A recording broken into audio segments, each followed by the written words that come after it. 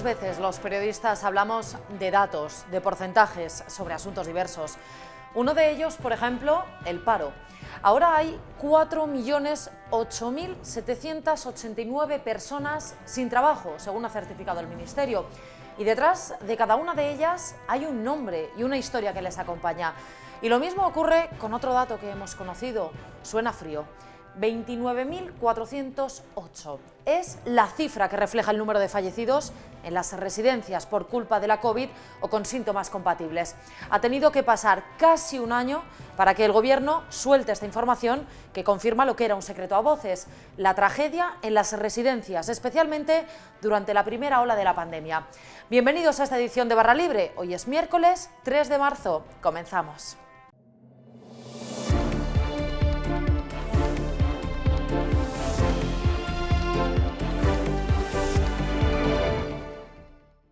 Saludos a todos los que nos ven y nos escuchan. Hoy les hablamos de un nuevo cambio de sede.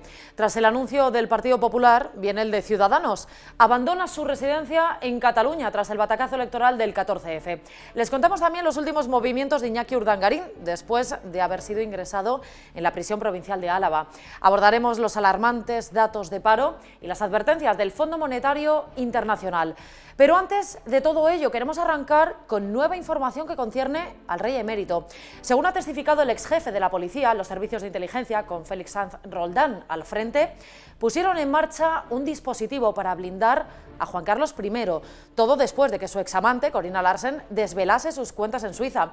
El CNI aparentemente lo quiso proteger frente a estas informaciones que, como se ha visto tiempo después, han terminado con varias investigaciones abiertas que han sacudido la institución. Alex Requeijo.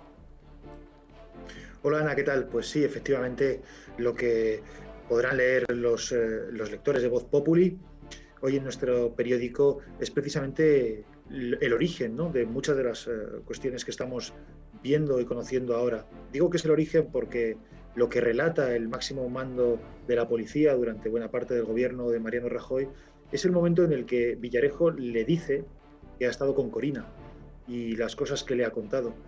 Entonces la reacción, según ha testificado este exmando policial ya jubilado en la Audiencia Nacional, es lo que hizo después. Y lo que hizo después, según relata, es avisar tanto a la Casa Real de que existían esas grabaciones como al CNI. Y lo que cuenta es que efectivamente se hizo algo así como un blindaje, dice él textualmente, y lo podrán escuchar en nuestra información, sobre el rey emérito. Lo que pasó después, bueno, pues es que al final esas grabaciones salieron a la luz y, como bien dice Ana, pues tuvo las repercusiones que ha tenido para la figura del rey emérito y la corona, ¿no? Precisamente vamos a escuchar una de esas frases que dijo el ex jefe de la policía, Eugenio Pino, a las que ha tenido acceso Voz Populi. Digo, no entres porque vas a perjudicar a la monarquía. El que ofende a la casa no tiene perdón. Alex, ¿a qué se refería exactamente?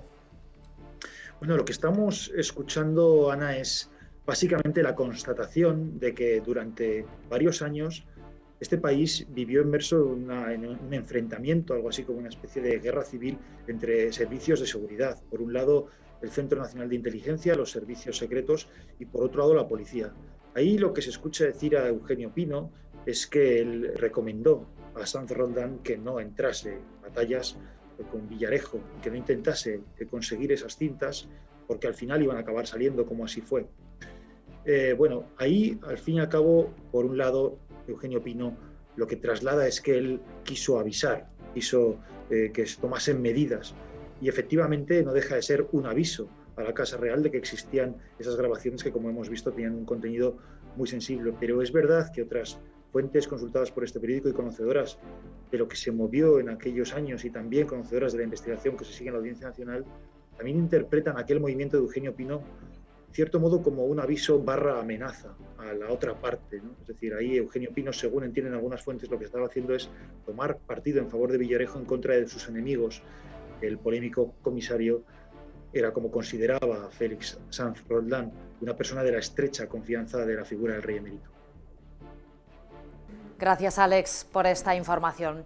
Y primero fue el Partido Popular, que anunciaba el abandono de su sede en Génova, y ahora es Ciudadanos va a dejar su actual sede en Cataluña tras el batacazo electoral del 14F, que les dejó con 30 diputados menos.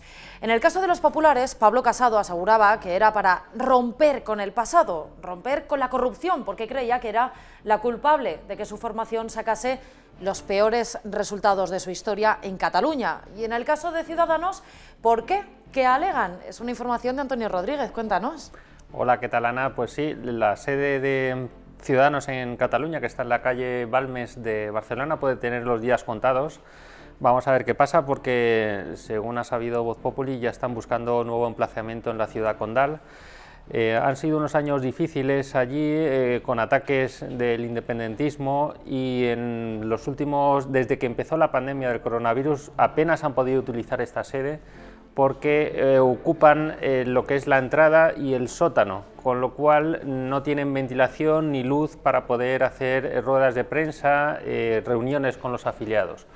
De ahí que hayan decidido buscar un nuevo emplazamiento con más ventilación, más aire, y que les permita tener reuniones, porque hasta ahora no han podido hacer nada. Claro, el batacazo electoral que se pegaron en las elecciones en Cataluña les hizo perder hasta 30 diputados. Esto supone mermar también sus ingresos, hasta 3 millones de euros que van a dejar de ingresar. Sin embargo, ellos dicen que no es por cuestión de dinero. Ellos dicen que no es por un tema de dinero, que ya lo tenían previsto esta debacle en los presupuestos del año 21. Nosotros el cálculo que hemos hecho es que pueden estar pagando entre 3.000 y 4.000 euros al mes, porque se da la casualidad que la octava planta hay 10 pisos, en la octava está en alquiler y lo ofrecen por 2.200 euros, con lo cual más o menos puede rondar esa cifra. El batacazo de Ciudadanos económicamente es muy importante, pierden esos 3 millones de subvenciones públicas, pero ellos alegan que tienen una situación financiera buena y que podrán irse, mudarse donde ellos quieran sin una merma en sus cuentas a final de año, con lo cual, bueno, parece que en eso están tranquilos. ¿Quién se va a ir antes de la sede, el Partido Popular o Ciudadanos? Yo apostaría que Ciudadanos, hay que puntualizar que no es la sede nacional de Ciudadanos, sino la sede en Cataluña, que está en la calle Balmes, y yo creo que lo harán pronto porque ya están buscando ese emplazamiento, cosa que todavía no ha hecho el Partido Popular. Pues muchísimas gracias, Antonio, como siempre, por esta información. ¿Y cómo es la nueva vida de Iñaki Urdangarín?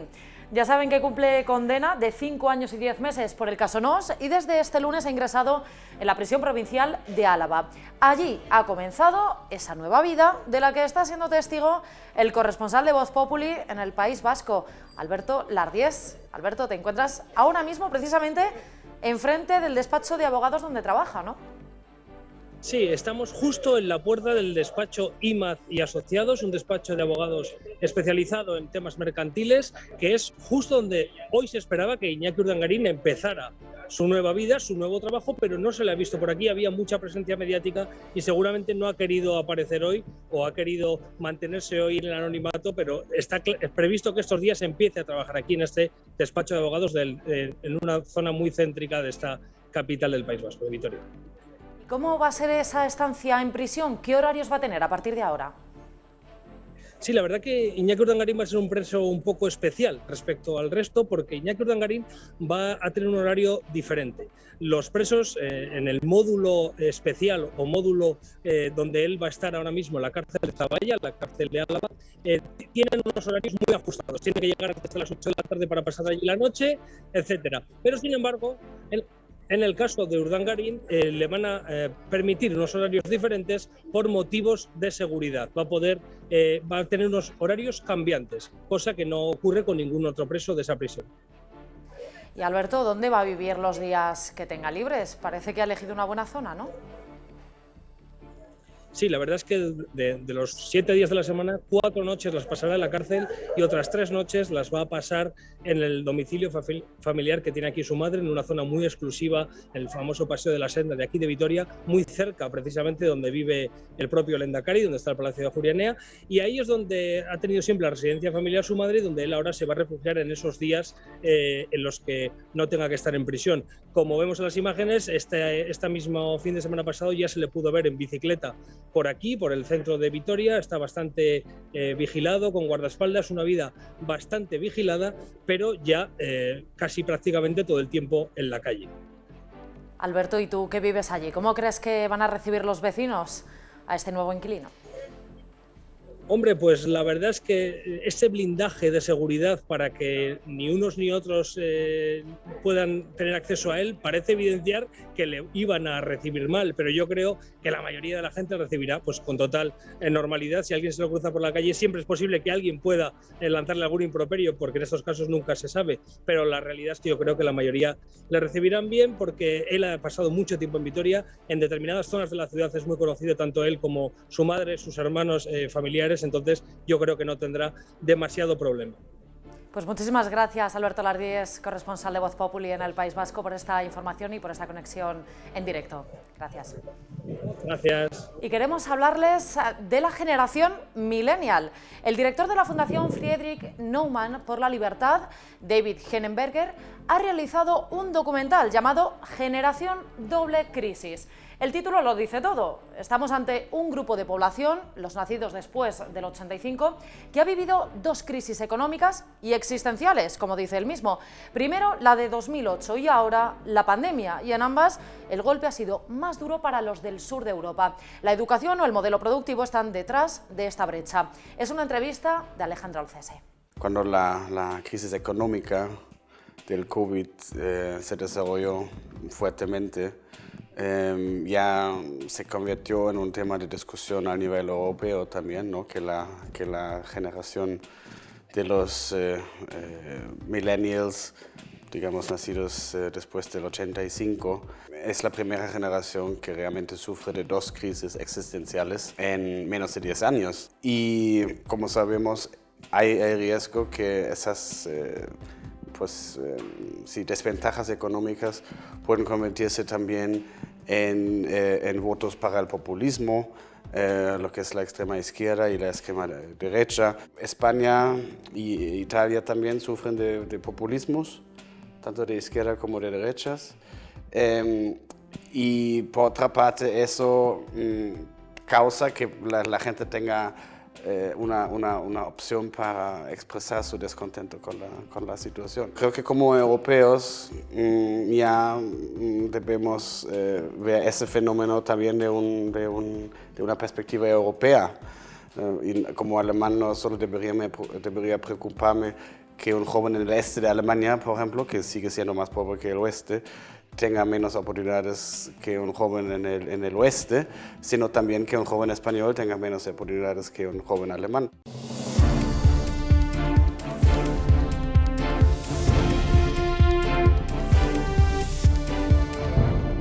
Y hemos conocido los últimos datos del paro, que reflejan que hemos pasado el peor mes de febrero desde el año 2013. Y una vez más, los jóvenes y las mujeres han sido los más perjudicados por esta lacra, que además nos afecta a España en particular, especialmente frente a otros países de Europa. Para analizar estos datos del paro y las advertencias del Fondo Monetario Internacional, tenemos con nosotros hoy a Gaby Sanz. ¿Cómo estás, Gaby? Encantada de tenerte aquí. Y a Juan Delgado. ¿Qué tal? Bueno, una vez más, somos los más perjudicados. Sí, hemos conocido un dato fatídico, que es que volvemos a superar la barrera de los 4 millones de parados. Lo peor es que ese dato refleja solamente una parte de una realidad muy sombría.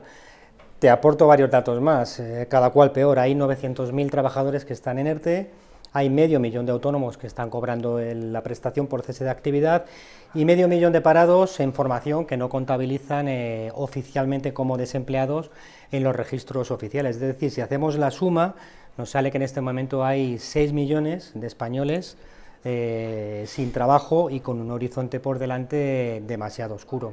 Gaby.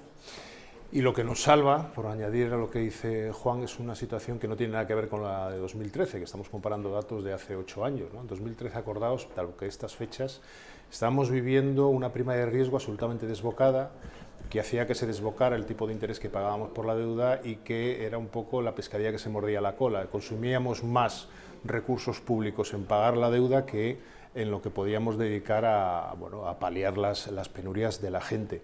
Nos está salvando eso, pero tampoco podemos dormirnos en los laureles, ¿eh? No nos engañemos, Ana. Aquí tenemos que ver qué pasa con ese plan de ayudas a las empresas, esos 11.000 millones que ha anunciado el presidente del Gobierno, cómo se vehicula, porque en eso nos va mucho, no puede ir a empresas zombie, tiene que ir a empresas que tengan futuro, porque hay muchas empresas de las que son donde trabajan esos 900.000 personas que están en ERTE y que muy probablemente vayan al paro porque son empresas que van a entrar en concurso de acreedores o en quiebras, y hay que dedicar un dinero claro para sacar el país adelante, pero porque si no, más tarde o más temprano vamos a tener que padecer una prima de riesgo porque el Banco Central Europeo, así de claro, no va a estar comprando ad eternum deuda española, porque sí. En este sentido, el Fondo Monetario Internacional hacía un llamamiento a esas ayudas directas. ¿Cree que así es la única forma de salvar a las empresas, de evitar que se pierdan 15 millones de empleos en Europa? Sin embargo, desde el Gobierno, todavía no concretan de dónde van a venir esos 11.000 millones de euros, si van a ser ayudas directas o no, hay muchísimas dudas. Pero es que desde el Gobierno dicen que hay muchas más formas de ayudar a las empresas que dándoles el dinero en mano. Sí, exactamente. O sea, yo creo que ahí Pedro Sánchez tuvo que lanzar, atosigado por la presión de los empresarios, se vio obligado a lanzar el mensaje de que tienen preparado un paquete con artillería pesada valorada en 11.000 millones, pero no está diseñado cuáles son las armas que se van a aplicar. Lo peor es que dentro del Gobierno hay una división sobre la forma en la que hay que canalizar esas ayudas. Por un lado está el bloque liderado por Pablo Iglesias, partidario de que haya ayudas directas, pero de que haya una serie de condonaciones de la deuda, de los préstamos ICO, cuyo coste recaiga en la banca. Es decir, de alguna manera lo que se intenta desde ese bloque de Podemos es colgar un poco pues la etiqueta de malvados a los bancos de nuevo y que ellos se conviertan en paganos en parte de la situación. Por otro lado está el bloque que lidera la mucho más sensata ministra de Economía, Nadia Calviño, que yo creo que está buscando una solución mucho más salomónica, en el sentido de que quiere vehicular las ayudas por distintos carriles. O sea, por un lado, seguramente va a haber una serie de transferencias directas a los empresarios, por otro lado, habrá condonaciones también de deuda y seguramente algún tipo de ayudas de incentivos fiscales, incluso alguna bajada de impuestos. Luego, lo que hablábamos al principio, hay una urgencia máxima en que los fondos europeos, que nos tienen que llegar en la segunda mitad del año, funcionen. Recordemos las dudas de ese polémico informe del Consejo de Estado, ¿no? Exigiendo lo que vienen exigiendo muchos empresarios y muchos economistas hasta ahora, es decir, que haya una serie de autoridades, de expertos independientes que decidan cómo se canaliza ese dinero. No solo necesitamos una reactivación del consumo que anime a las empresas y que genere dinero, necesitamos que esas ayudas europeas funcionen para que la economía de verdad despegue a final de año y que no acabe 2021 como un nuevo desastre económico. Claro, hay una clave en esta historia de las ayudas europeas que no se está contando. Los fondos que venían de Europa desde hace 30 años ahora, los fondos de la época de Felipe González, los famosos 18 billones de pesetas al cambio y todo eso, los que recibió Aznar en su época, eran ayudas que venían con un decalaje, decía, bueno, tienes 6 años para aplicarlas, o 5 o 3, los que fueran, pero luego había una prórroga, eso que se llamaba el N+3 en la jerga comunitaria. Los fondos de New Generation no tienen eso, es decir, o los gastas o los pierdes.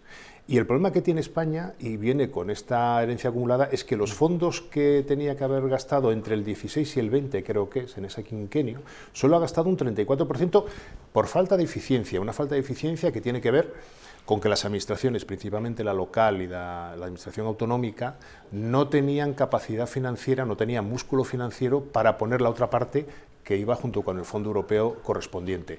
¿Qué ha ocurrido? Que las inversiones están paralizadas y ese fondo europeo estaba paralizado, con lo cual solo se ha ejecutado el 34%. Si eso ocurre ahora con estos nuevos fondos, porque las empresas españolas no tengan músculo financiero, tendremos un problema de primera magnitud. Las comparaciones son odiosas, para terminar. Pero bueno, España es el segundo país que más ayudas europeas va a recibir, por detrás de Italia. Claro, en Italia tenemos a Mario Draghi recién nombrado. ¿Qué va a pasar en España, Juan? Hace poco le preguntamos algo parecido a Luis Garicano, que nos visitó aquí en el plató de Voz Populi, yo le pregunté si él veía una solución a la italiana para España, y veía a los partidos políticos españoles buscando un perfil parecido al de Draghi para sacar a España del pozo. Y te puedes imaginar, bueno, no sé si recuerdas la respuesta, pero él fue bastante pesimista al respecto. Nada Mira, que ver, ¿no? Felipe González tiene una frase, a mí me encanta, me parece una frase maravillosa, que es, hombre, estamos haciendo una política italiana, pero sin italianos. porque somos españoles y tenemos un sentido trágico de la vida y de la política, y nuestra historia está repleta de dramas relacionados con este carácter nuestro. Los italianos tienen un sentido bufo de la política. No estoy pensando solo en Beppe Grillo, el movimiento 5 Stelle y tal, no, en general tiene un sentido bufo, es decir, hay un momento dado en el que te das cuenta que es un sentido cuasi cómico y que de repente se van los personajes del escenario, ¡pum!, sale de la chistera un señor que se llama Mario Draghi, con todos mis respetos para Mario Draghi, pero democráticamente es como muy cuestionable que hace casi una década la Unión Europea, en particular Angela Merkel, se cepillara, en el mejor sentido de la palabra, a Berlusconi, y ahora, bueno, la Unión Europea, todavía con Angela Merkel, coja y Antonio Conte fuera y se pone Mario Draghi. Eso, en términos democráticos, no sé si España, que es una democracia mucho más joven, lo resistiría. Bueno, hay que ver también en contexto, y para llegar a un Mario Draghi, verlo ahora mismo en la cúspide de la política italiana, han tenido que sufrir, porque anda que no ha habido elecciones allí y diferentes gobiernos a lo largo de los años. Ya te digo, sí, sí, sí. Bueno, pues Gaby Sanz, Juan Delgado, muchísimas gracias por esta mesa de un placer como siempre. Gracias. Y queremos analizar los movimientos de los españoles una vez levantado el confinamiento y las sucesivas restricciones. El Instituto Nacional de Estadística ha publicado datos que reflejan que nuestros hábitos, lógicamente, han cambiado. Nos movemos menos, pero la pregunta es, ¿cuánto menos? Beatriz Triguero, cuéntanos. Hola Ana, eso es. Una de las conclusiones más interesantes de este estudio del INE es precisamente que el 70% de las personas que salían de su zona de residencia, ya sea pues un barrio dentro de una ciudad o un municipio, lo siguió haciendo después del primer confinamiento, entre julio y diciembre de 2020. Entonces, el INE, para medirlo, ha utilizado las antenas de los teléfonos móviles de los ciudadanos, el 80% ha sido rastreado, y bueno, pues a través de los datos agregados que daban los operadores móviles, tanto Movistar como Orange y Vodafone. Tenemos también datos por comunidades autónomas, ¿no?, que lo podemos ver en este mapa, para ver ¿dónde han cambiado más los movimientos? Eso es. Bueno, antes hay que aclarar que son sobre todo movilidad cotidiana, o sea, entonces lo que rastrean son los movimientos durante el día, entre las 10 de la mañana y las 4 de la tarde, y los miércoles y los domingos, para que no tenga pues ningún vínculo con el tema más vacacional, ¿no? Pensando un poco en el verano. Estamos hablando de hábitos cotidianos, Eso no es. de las vacaciones. Eso es, sí. Entonces, bueno, pues en el mapa podemos ver cómo las comunidades donde más salió la gente de su zona son fundamentalmente País Vasco, Cataluña, Comunidad de Madrid, Comunidad Valenciana, y donde menos, pues sobre todo Castilla-La Mancha, Extremadura, también Murcia e incluso Andalucía. Y también hay puntos calientes, ¿no? Por ejemplo, Ciudad Universitaria en Madrid, que recibía un enorme flujo de gente que iba, que volvía, sin embargo ahora ha perdido ese puesto número 1. Claro. Eso es, sobre todo por el teletrabajo y por la formación online, pues las zonas que más personas recibían, sobre todo entre diario, eran Alcobendas y Ciudad Universitaria, y ahora siguen siendo zonas de Madrid, pero no las mismas, y por supuesto con menos cantidad, y sobre todo también Barcelona y Elche son los sitios donde más se han movido los ciudadanos. Desde luego la pandemia ha cambiado nuestros hábitos, ahora estudiamos, trabajamos a distancia, todo, parece que nos hemos acostumbrado a esta vida online. Pues Beatriz Triguero, muchísimas gracias. Gracias a ti. Hasta aquí este programa, esta edición de Barra Libre. Ya saben que pueden vernos y leernos en la web de vozpopuli.com, también seguirnos en YouTube, y si quieren escucharnos nos van a encontrar en Spotify o en la aplicación podcast de su teléfono móvil. Nosotros, como siempre, volvemos mañana con muchísimos más temas. Hasta pronto, cuídense.